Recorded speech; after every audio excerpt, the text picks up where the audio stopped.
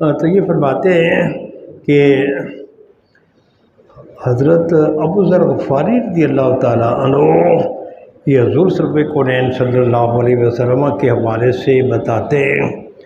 فرماتے ہیں کہ چھت میرے لیے پھاڑ دی گئی، اور اس وقت میں مکہ مکرمہ میں تھا، تو چھت میرے لیے پھاڑ دی گئی۔ تو پہلے آپ حضرت ام ہانی رضی اللہ تعالیٰ عنہ کے گھر میں جلوہ افروز سے، وہاں جبریل علیہ السلام تشریف لائے، لیکن سیدہ جبریل علیہ السلام نے اب اپنی معمول کے خلاف دروازے کے آنے کے بجائے وہ چھت پھاڑ کر اندر داخل ہو گئے، اور وہ دیکھتے ہی دیکھتے وہ مکان کی موٹی سی چھت پھر وہ مل بھی گئی، پتہ بھی نہیں چلا تھا کہ اس میں کوئی سوراخ ہوا ہے، کوئی آدمی اندر آیا یا نہیں آیا۔ سیدنا جبریل علیہ السلام نے یہ انوکھا طریقہ کیوں استعمال کیا؟ دروازے سے آنے کے بجائے چھت پھاڑ کر آپ نیچے کیوں تشریف لائے؟ اس کا ایک جواب تو یہ تھا کہ فرشتے وہی کرتے ہیں، انہیں اللہ کا جو حکم ہوتا تھا، پہلے ان کا حکم یہ ہوتا تھا کہ آپ نے دروازے کے راستے سے حضور کی بارگاہ میں جانا ہے، اب ان کو یہ حکم ہوا کہ اب آپ نے دروازے کے راستے سے نہیں بلکہ آپ نے جا کر چھت پھاڑنی ہے، اور چھت سے جو سوراخ ہوگا آپ نے اس سوراخ سے اندر داخل ہونا ہے۔ تو یہ ایسے کیوں کیا گیا؟ یہ ایسے اس لیے کیا گیا کہ یہاں بعد میں شک صدر والا واقعہ بھی رونما ہونا تھا، تو شک صدر والا واقعہ رونما ہونے کی وجہ سے بحیثیت ایک بشر آقا نامدار صلی اللہ علیہ وسلم شاید آپ کو یہ فکر ہوتی کہ اچھا جی میرا سینہ جو اس کو چاک کیا گیا ہے تو اب یہ کس طریقے سے جڑے گا، تو لہذا چھت پھٹی، جبریل علیہ السلام نیچے تشریف لائے، دیکھتے ہی دیکھتے وہ چھت آنن فانن وہ مل گئی۔ یہ بتا دیا کہ بھائی اتنی بڑی چھت، اس میں جب اتنا بڑا سوراخ ہوگا یہ آنن فانن مل جاتی ہے، اور اس کے ملنے میں کوئی حرج نہیں ہے۔ اسی طریقے سے جب آپ کے صدر مبارک کو شک کیا جائے گا تو اس میں پریشانی کی کوئی ضرورت نہیں ہے۔ جس طریقے سے یہ چھت آنن فانن مل گئی تو اسی طریقے سے آپ کا سینہ بھی ملے گا۔ دوسرا اس طرف اشارہ تھا کہ آج جتنے بھی واقعات رونما ہونے ہیں تو وہ حالات سے ہٹ کر خلاف واقعہ وہ رونما ہونے، تو ان میں سے ایک یہ تھا۔ فرماتے ہیں کہ چھت، پھر اس کے بعد جبریل علیہ السلام تشریف لائے اور پھر میرے سینے کو چیرا گیا، پھر اس کو زمزم کے پانی سے دھویا گیا۔ شک صدر کتنی مرتبہ ہوا؟ اس سلسلے میں متعدد قسم کے واقعات ہیں، لیکن محدثین اور محققین کے نزدیک شک صدر در حقیقت 2 مرتبہ ہی ہوا۔ ایک مرتبہ جب آپ حلیمہ سعدیہ رضی اللہ تعالیٰ عنہ کے پاس جلوہ افروز سے، اس وقت شک صدر ہوا تھا، اور دوسرا شک صدر اب معراج کے موقع پر ہوا۔ اور بھی کہا جاتا ہے کہ جب آپ پر پہلی وحی کا نزول ہوا اس وقت بھی شک صدر ہوا، لیکن محققین نے صرف 2 ہی جو شک صدر ہیں نا تو ان کو تسلیم کیا۔ اب پرانے زمانے میں جب یہ بتایا جاتا تھا کہ بھائی معراج پر جب حضور کو تشریف لے جا رہے تھے تو آپ کا سینے مبارک کو کیا گیا، چیرا گیا۔ تو اب اس وقت پرانے زمانے کے جو فلسفی تھے، جو اپنے آپ کو عقل مند سمجھتے تھے، یہ سوچتے تھے یہ کیسے ہو سکتا ہے کہ بھائی کسی آدمی کا سینہ چیر کر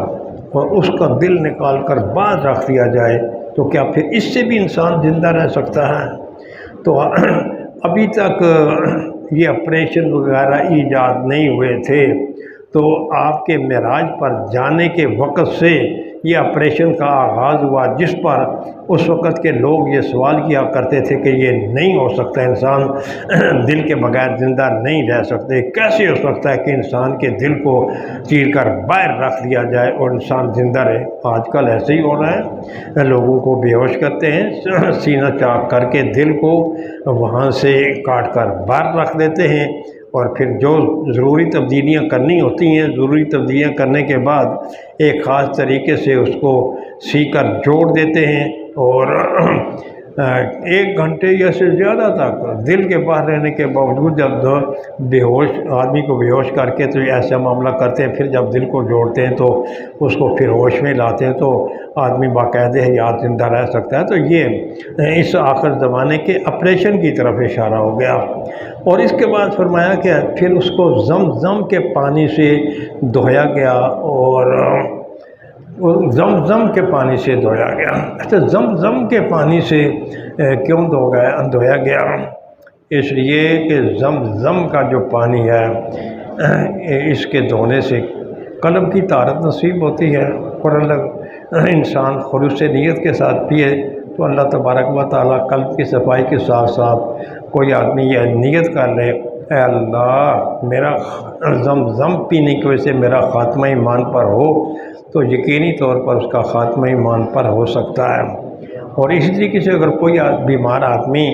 زمزم شریف کو اس نیت کے ساتھ پیے کہ اللہ تعالیٰ مجھے شفا دے، عنایت فرمائیں گے، تو شفا بھی ہو جاتی ہے۔ لیکن ہم چونکہ آج کل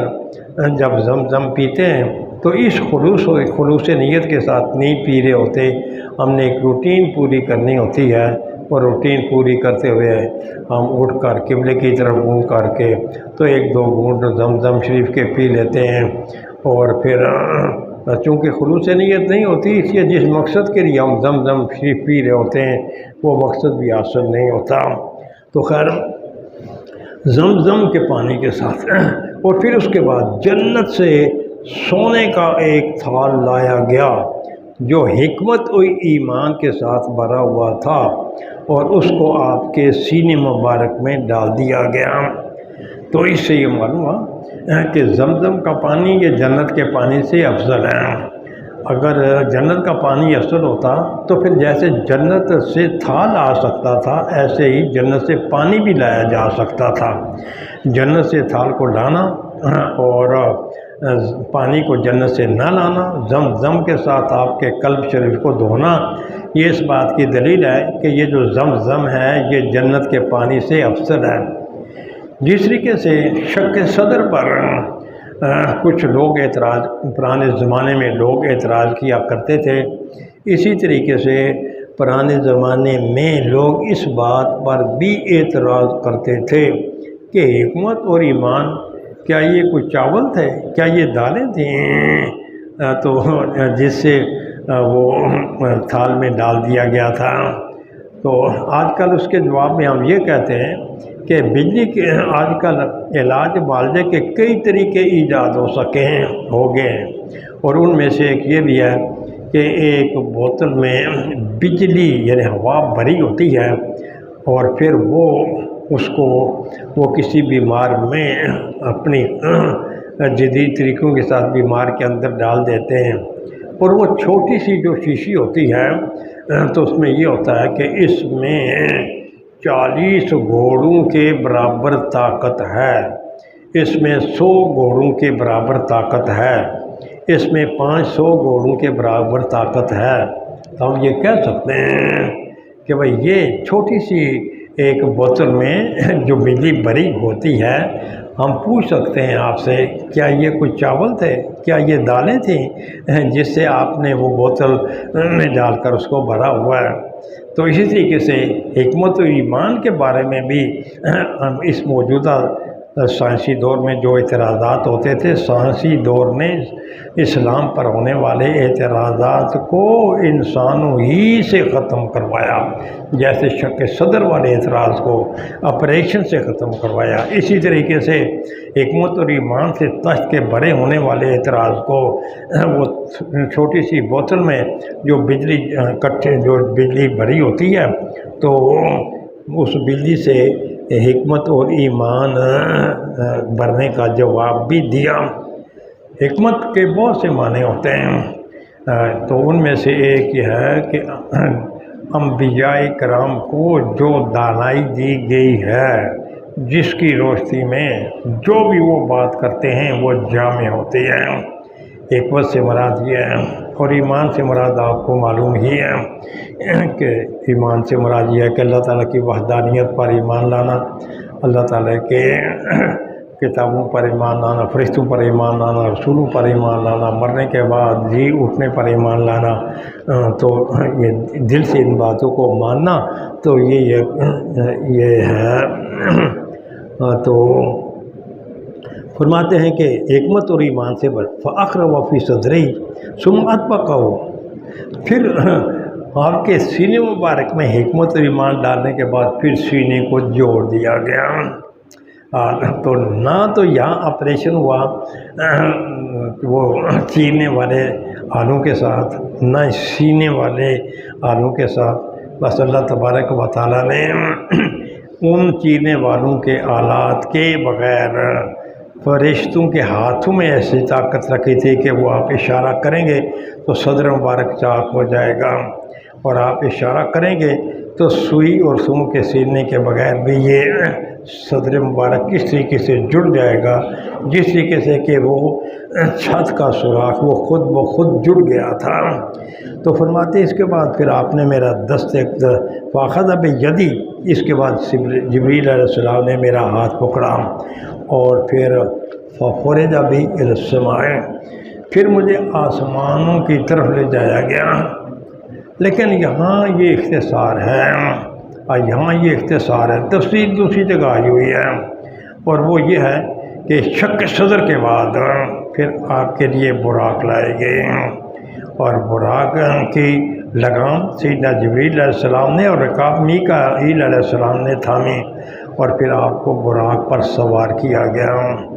اور سوار ہو کر پھر آپ بیت اللہ سے بیت المقدس تک آپ کو لے جایا گیا، اور پھر وہاں راستے میں آپ نے سیدنا موسیٰ علیہ السلام کی قبر کو بھی دیکھا، اور سیدنا موسیٰ علیہ السلام کی قبر کو نہیں بلکہ سیدنا موسیٰ علیہ السلام کو بھی دیکھا۔ آپ نے فرماتے ہیں کہ میں نے سیدنا موسیٰ علیہ السلام کو دیکھا، رأیت موسیٰ فی قبر یصلی قائما، کہ میں نے موسیٰ علیہ السلام کو ان کی قبر میں دیکھا کہ وہ کھڑے ہو کر نماز پڑھ رہے تھے۔ تو اس سے یہ معلوم ہوا کہ ہم جو یہ سمجھتے ہیں کہ انبیاء کرام جو ہیں وہ مر کر مٹی میں مل گئے ہیں، یہ درست نہیں ہے۔ یہ ایک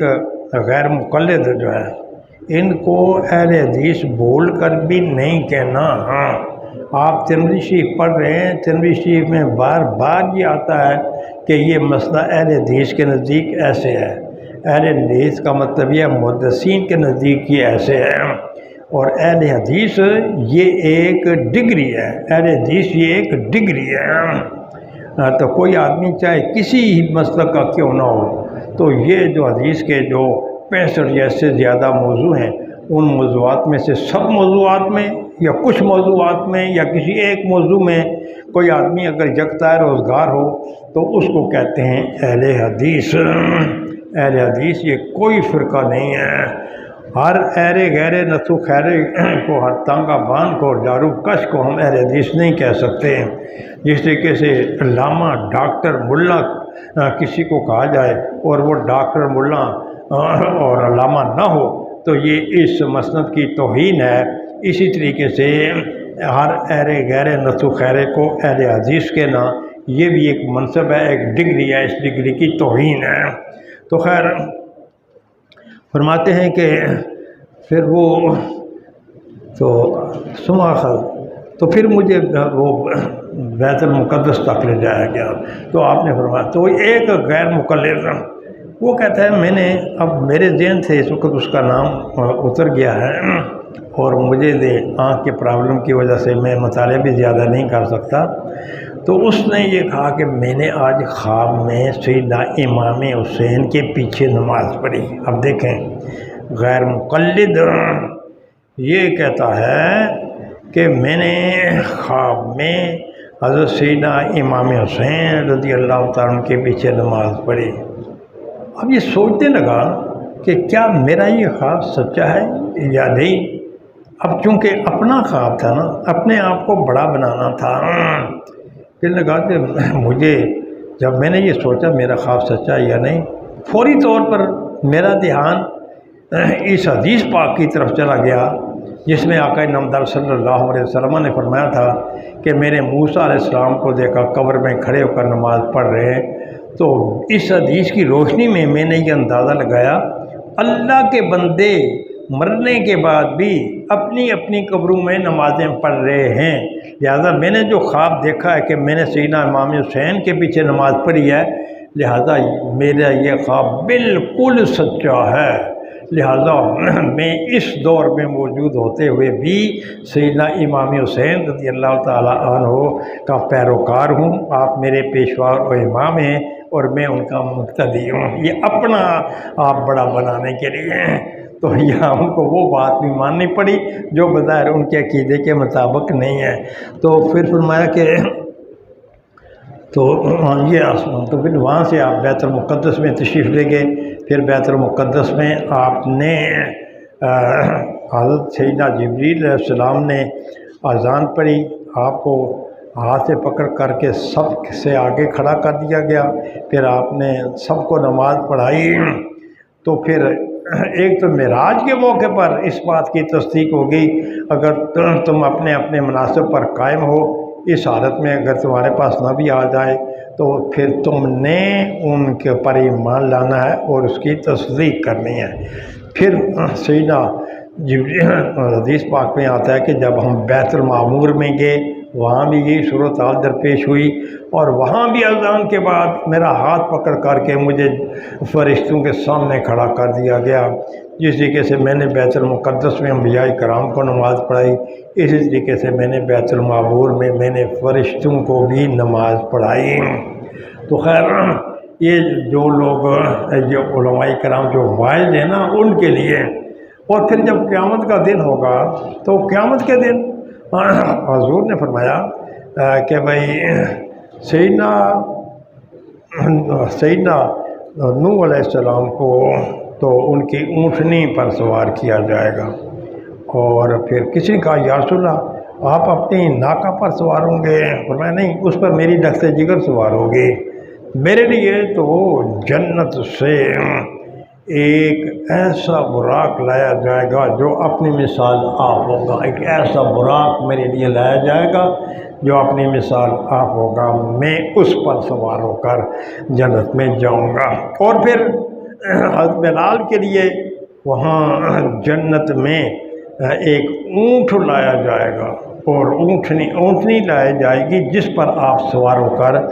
جنت میں جائیں گے۔ لیکن جب آپ جنت میں جانے لگیں گے نا، تو جس طریقے سے پھر مدینہ شریف میں سب سے پہلے جب اذان کا آغاز ہوا، حضرت بلال نے اذان دی تھی، اسی طریقے سے پھر قیامت کے دن بھی کہا جائے گا اے بلال مدینہ شریف میں سب سے پہلی اذان آپ نے دی تھی، آج آپ جنت میں بھی سب سے پہلی اذان آپ دیں۔ اور جب پھر آپ اذان دیں گے نا، پھر وہاں ایک بڑا عجیب و غریب منظر ہوگا۔ جب آپ پڑھیں گے اشہد ان محمد رسول اللہ، اس وقت سیدنا آدم علیہ السلام سے لے کر سیدنا عیسیٰ علیہ السلام تک کے جتنے کی جتنے انبیاء ہوں گے، وہ سارے کے سارے، اور جتنے لوگوں تک اور جتنے بھی جنتی ہوں گے، ہر ایک تک حضرت بلال رضی اللہ تعالیٰ عنہ کی آواز پہنچے گی، اور یہ سب وہاں پکار اٹھیں گے اشہد ان محمد رسول اللہ۔ تو اللہ تبارک و تعالیٰ پھر ان 12 فرشتوں کو یہ بتائیں گے کہ جنہوں نے اس دنیا میں اللہ کی بارگاہ میں یہ درخواست پیش کی تھی کہ اے اللہ ہمیں نبی آخر زمان کی امت میں سے بنا دے، تو اس وقت اللہ تعالیٰ فرمائیں گے تو وہاں تو آپ میرے محبوب کی امت میں نہیں بن سکتے تھے اپنے اپنے زمانے میں موجود ہونے کی وجہ سے، یہاں جنت میں سارے میرے محبوب کا کلمہ پڑھ کر آپ میرے محبوب کے امتی بن جائیں، تو یہ خیر عجیب و منظر ہوگا۔ تو فرمایا تو پھر آپ کو وہاں سے یہ پہلے بیت المقدس میں، پھر اس کے بعد آپ کو آسمانی دنیا کی طرف لے جایا جائے گا۔ جبریل علیہ السلام خازن آسمان کا جو جنت کے دروازے پر جو نگران ہوگا خازن، اس کو کہا جائے گا افتح قال من ھذا، بھائی یہ کون ہے بھائی جو مجھے یہ کہہ رہا ہے کہ دروازہ کھولو؟ کہا جائے گا یہ جبریل ہے۔ فرمایا اچھا بھی آپ کے پاس کوئی اور بھی ہے؟ آپ فرمائیں گے جی ہاں میرے پاس محمد ہے، کیا ان کو آسمانوں پر بلایا گیا ہے؟ آپ کو انہیں آسمانوں پر لانے کے لیے بھیجا گیا تھا، آپ ان کو اپنے ساتھ لا رہے ہیں؟ کالا نام، فرمایا کیوں نہیں؟ فلما فتح کا، جب دروازہ کھولا گیا ہم آسمان دنیا پر چڑھ گئے، ہم نے ایک آدمی کو دیکھا کہ اس کی دائیں بائیں کچھ مورتیاں تھیں، صورتیں تھیں۔ تو پھر جب وہ اپنی دائیں طرف دیکھتے تو ان کو دیکھ کر خوش ہوتے، جب بائیں طرف دیکھتے تو رو پڑتے۔ تو خیر وہ جو آدمی وہاں تھے تو انہیں ان کے دائیں بائیں وہ کچھ لوگ تھے، دائیں بائیں کچھ لوگ تھے، جب دائیں طرف والوں کو دیکھتے خوش ہوتے، بائیں طرف والوں کو دیکھتے تو آپ وہ پریشان ہوتے۔ تو پھر انہوں نے حضور کا استقبال کرتے ہوئے فرمایا، نبی صالح اور ابن صالح کو میری طرف سے مبارکباد ہو، تو تمہارا آنا خوش آمدید ہو۔ اب یہ ہے کہ اچھا بھئی یہ جو نیک لوگ ہیں یہ اعلیٰ علیین میں ہیں، ان کی روحیں اعلیٰ علیین میں ہیں، اور یہ جو دوزخی ہیں ان کی روحیں سجین میں ہیں، تو یہ کیسے اکٹھی ہو گئی وہاں؟ اس کا جواب یہ ہے کہ آپ کی تشریف آوری پر آپ کے اہتمام کے لیے ان کو وہاں اکٹھا کر لیا گیا۔ ایک جواب تو اس کا یہ ہے، اور دوسرا جواب اس کا یہ ہے کہ بھائی در حقیقت وہ عالم برزخ تھا۔ عالم برزخ میں ہر چیز ایک دوسرے کے سامنے ہوتی ہے، کسی کے سامنے کسی قسم کا کوئی پردہ نہیں ہوتا۔ جو اعلیٰ علیین میں تھے وہ بھی آپ کو دیکھ رہے تھے اور آپ ان کو دیکھ رہے تھے، اور جو سجین میں تھے وہ آپ کو اور آپ ان کو دیکھ رہے تھے۔ تو لہٰذا یا تو یہ ہے کہ آپ کے اہتمام کے لیے ان کو اکٹھا کیا گیا، یا یہ ہے کہ وہ اپنی اپنی جگہ پر موجود ہوتے ہوئے، کیونکہ عالم برزخ ہے، عالم برزخ میں پردے نہیں ہوتے، وہ ایک دوسرے کو دیکھ رہے ہوتے تھے۔ اسی طریقے سے یہ بھی حضور ان کو اور حضور ان کو، وہ حضور کو اپنی جگہ پر ہوتے ہوئے بھی دیکھ رہے تھے۔ میں نے جبریل علیہ السلام تو فرمایا تو فیضا رجل، تو فرمایا وقل تو جبریل من ھذا، میں نے کہا یہ کون ہے؟ انہوں نے کہا یہ آدم علیہ السلام، اور یہ ان کے دائیں اور بائیں جو ہیں ان کی جو لوگ ہیں یہ ان کی اولاد میں سے ہے۔ جو ان کی دائیں طرف ہے وہ جنتی ہیں، اور وہ لوگ جو ان کی بائیں طرف ہیں تو وہ دوزخی ہیں۔ تو چونکہ آپ سب کے اب تھے، اس لیے جب آپ دائیں طرف والوں کو دیکھتے تو آپ تبسم فرماتے، جب بائیں طرف والوں کو دیکھتے تو آپ روتے۔ حتیٰ عرج بی الی السماء الثانیہ، یہاں تک پھر مجھے دوسرے آسمان کی طرف لے جایا گیا۔ فقال لخازنہا، تو وہاں جو پہرے دار تھا دوسرے آسمان کے دروازے پر، تو اس کو بھی سیدنا جبریل علیہ السلام نے فرمایا کہ اچھا بھئی آپ دروازہ کھولیں۔ تو اس نے کہا بھئی آپ کون ہیں؟ تو نے فرمایا جبریل۔ ساتھ کون ہے؟ فرمایا محمد۔ اچھا آپ کو انہیں لانے کے لیے بھیجا گیا تھا؟ تو آپ فرمائیں گے کہ جی ہاں۔ انس فرماتے فذکر انہ وجد فی السماوات آدم و ادریس و موسیٰ و عیسیٰ و ابراہیم ولم یثبت کیف منازلہم غیر انہم۔ تو یہ انس رضی اللہ تعالیٰ عنہ فرماتے ہیں یہ تو ٹھیک ہے کہ آقا نامدار صلی اللہ علیہ وسلم جب آسمانوں پر تشریف لے گئے تو آسمانوں میں آپ نے آدم علیہ السلام کو بھی دیکھا، آدم علیہ السلام سے بھی آپ کی ملاقات ہوئی، ادریس علیہ السلام سے بھی ملاقات ہوئی، موسیٰ علیہ السلام سے بھی ملاقات ہوئی، عیسیٰ علیہ السلام سے بھی ملاقات ہوئی، ابراہیم علیہ السلام سے بھی ملاقات ہوئی۔ لیکن یہ ہے کہ بھئی کون کس آسمان پر تھا؟ اور انس رضی اللہ تعالیٰ عنہ فرماتے ہیں کہ مجھے اس کے بارے میں کوئی خاص علم نہیں ہے، تو لیکن یہ ہے کہ آپ کی وہاں ملاقاتیں ہوئیں۔ ادھر بیت المقدس میں بھی یہ سارے لوگ موجود تھے، ادھر آسمانوں پر بھی یہ سارے لوگ موجود تھے، بلکہ بعد تو انبیاء کرام آپ کو دو آسمانوں پر ملے، اور دو آسمانوں پر آپ کو ملے۔ تو اس سے یہ معلوم آپ کہ یہ جو انبیاء کرام ہیں، انبیاء کرام ہم جیسے نہیں ہیں، اور اللہ تبارک و تعالیٰ نے انہیں جو اعزاز بخشا ہے ہر آدمی کو اعزاز نہیں دیا جا سکتا۔ اس کے بعد فرماتے ہیں کہ مگر انہوں نے یہ کیا کہ البتہ یہ کہ آسمان دنیا پر انہوں نے حضرت آدم علیہ السلام کو پایا، اور چھٹے آسمان پر انہوں نے حضرت ابراہیم علیہ السلام کو پایا۔ یہ دو تو واضح ہیں کہ پہلے آسمان پر سیدنا آدم علیہ السلام سیدنا آدم علیہ السلام تھے، چھٹے آسمان پر سیدنا ابراہیم علیہ السلام تھے۔ باقی انبیاء کرام کو آپ نے کن کن آسمانوں پر پایا، کن کن انبیاء سے آپ کو کس کس آسمان پر ملاقات ہوئی، تو فرماتے ہیں یہ مجھے یاد نہیں ہے۔ تو فرماتے ہیں حتم فرماتے ہیں جب سیدنا جبریل علیہ السلام کا گزر ہوا تو ادریس علیہ السلام کے پاس فرمایا مرحبا بن نبی صالح والاخ صالح،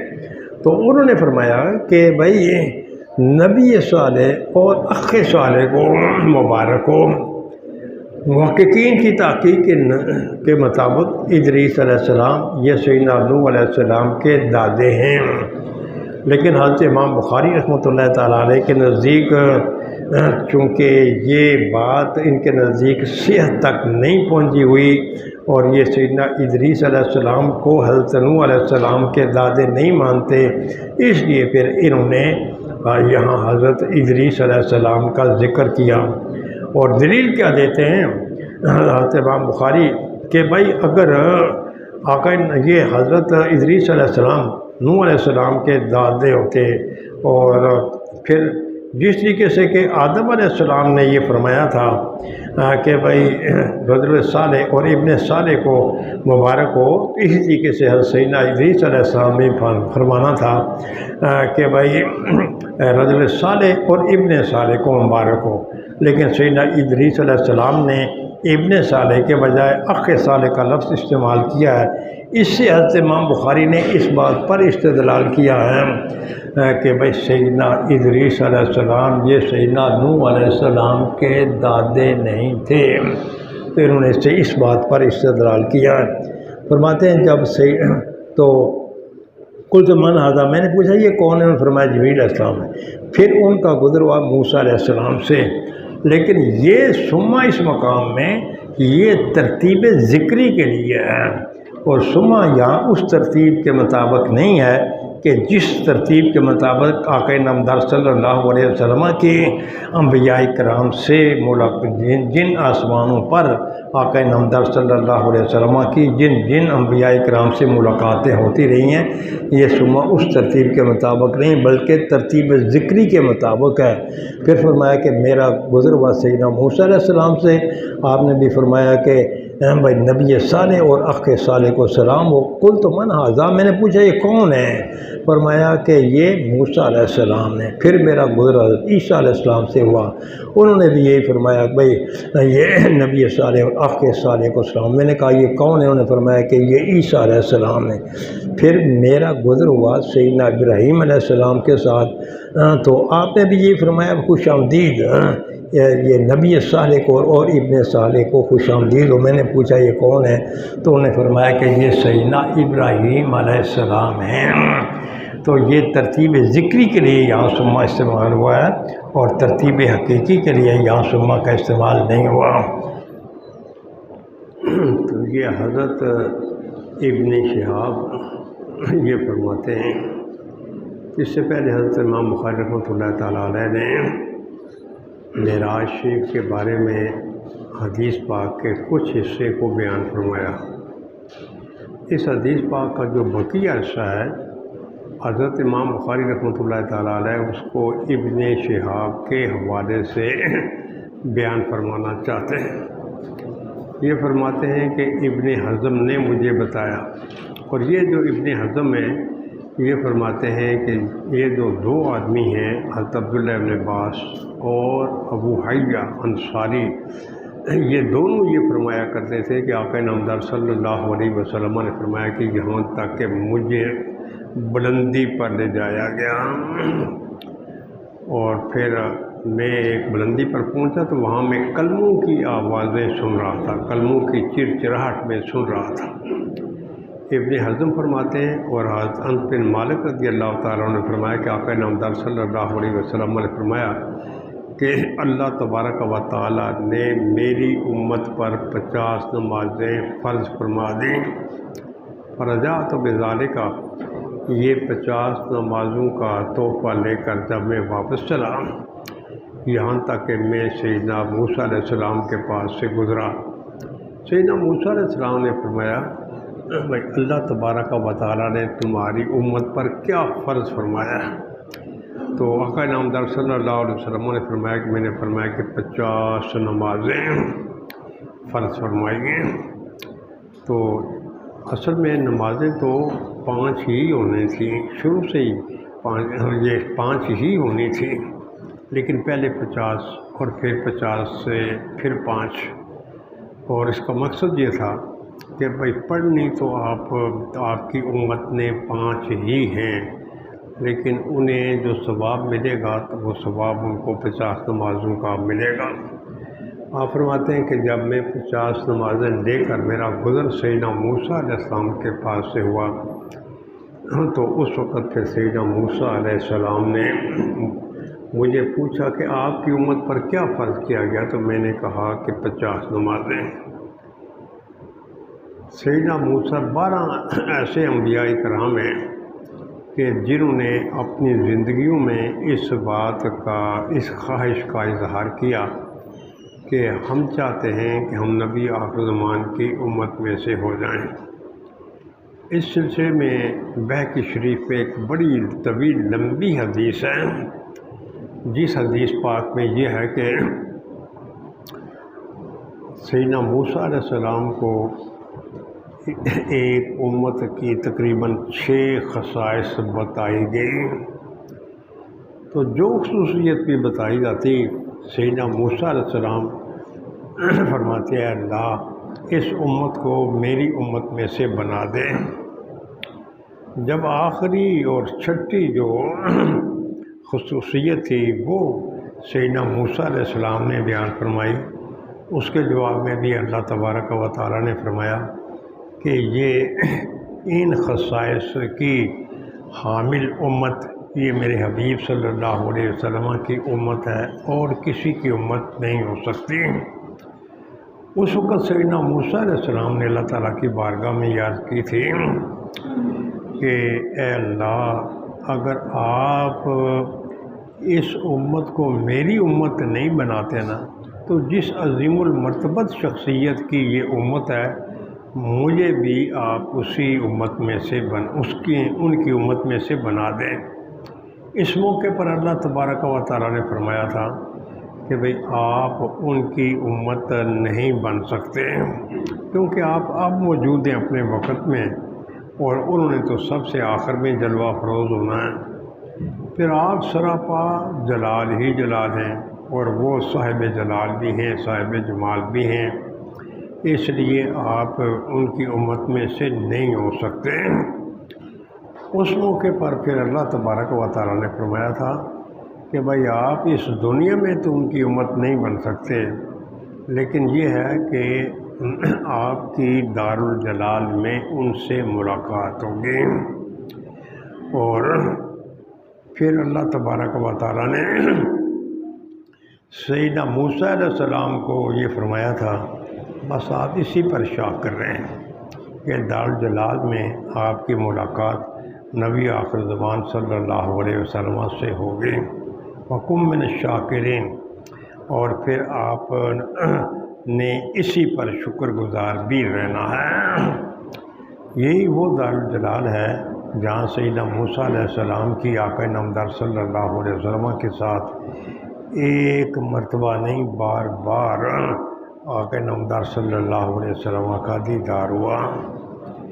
کیونکہ سیدنا موسیٰ علیہ السلام نے کسی زمانے میں اللہ تعالیٰ کی بارگاہ میں درخواست پیش کی تھی کہ اے اللہ آپ مجھے اپنا دیدار کروا دیں، تو اللہ تبارک و تعالیٰ نے فرمایا تھا لن ترانی، آپ ہرگز میرا دیدار نہیں کر سکیں گے۔ آج پھر جو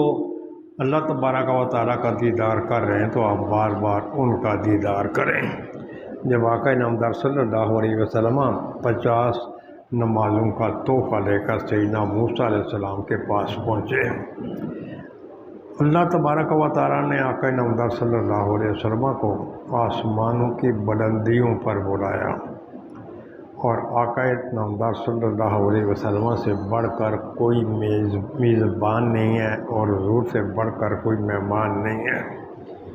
جب کوئی عظیم المرتبت مہمان کسی کے پاس جاتا ہے تو ایسی صورت میں میزبان اس سے کوئی نہ کوئی حالات کے تقاضے کے مطابق اسے کوئی نہ کوئی تحفہ عنایت کرتا ہے۔ اب یہاں میزبان اللہ تعالیٰ کی ذات تھی، اور اللہ تعالیٰ نے آقا نامدار صلی اللہ علیہ وسلم کو بلایا تھا، اور یہاں جو سب سے بڑا تحفہ تھا وہ یہی تھا نمازوں کا تحفہ۔ تو یہ 50 نمازوں کا تحفہ اللہ تبارک و تعالیٰ نے آقا نامدار صلی اللہ علیہ وسلم کو عنایت فرمایا۔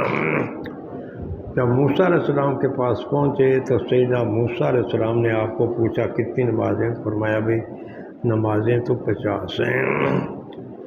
تو سیدنا موسیٰ علیہ السلام نے فرمایا کہ میری جو امت ہے نا اس پر صرف 2 نمازیں فرض تھی،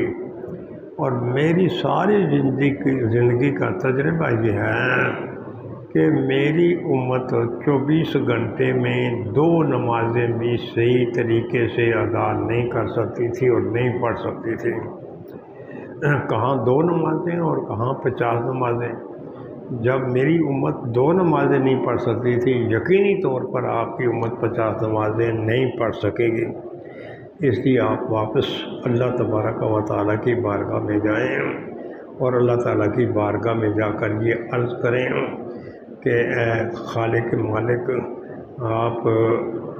مجھ پر اور میری امت پر مہربانی فرمائیں۔ میری امت 24 گھنٹے میں 50 نمازیں نہیں پڑھ سکے گی۔ تو فرماتے ہیں کہ پھر میں اللہ تعالیٰ کی بارگاہ میں حاضر ہوا، اور اللہ تبارک و تعالیٰ نے کچھ نمازیں معاف فرما دی۔ پھر وہ نمازیں لے کر واپس آیا۔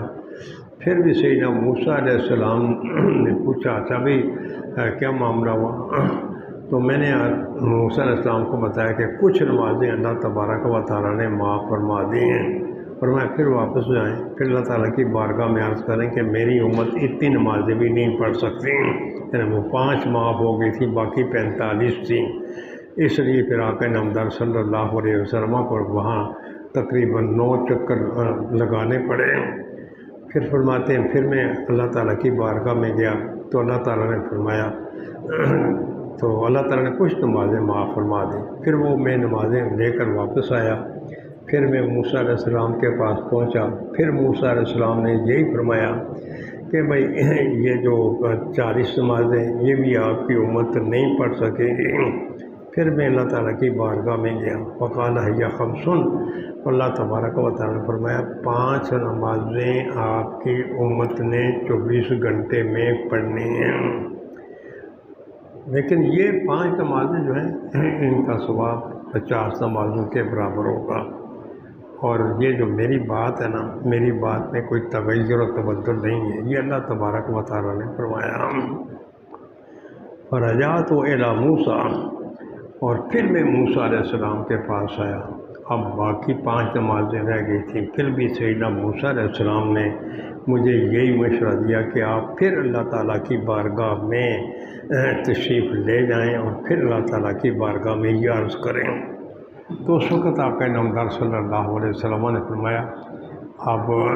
50 میں سے 45 نمازیں تو معاف ہو چکی ہیں، اب باقی 5 جو نمازیں رہ گئی ہیں نا،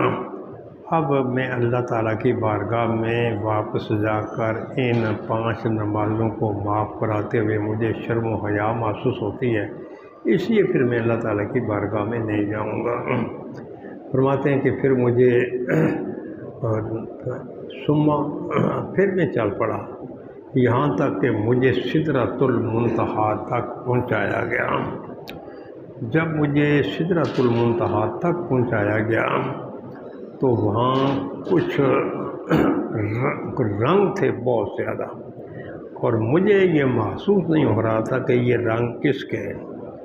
اس کے بعد پھر مجھے جنت میں داخل کیا گیا تو میں نے دیکھا کہ وہاں موتی تھے، اور وہ جنت کی جو مٹی تھی نا وہ کستوری کی طرح تھی۔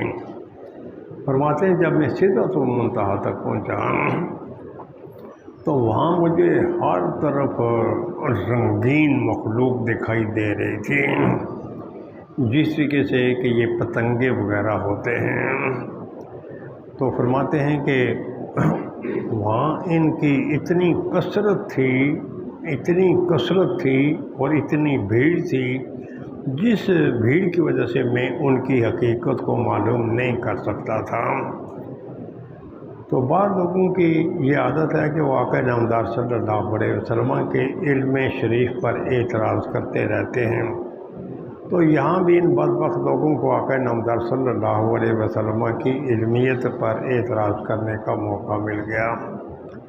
اور وہ یہ ہے کہ دیکھیں جی، کچھ لوگ یہ کہتے ہیں کہ نبی کو ہر چیز کا علم ہے، جو چیزیں آپ کے سامنے موجود تھیں ان کے بارے میں آپ یہ فرما رہے ہیں کہ میں لا ادری، میں ان کو نہیں جانتا۔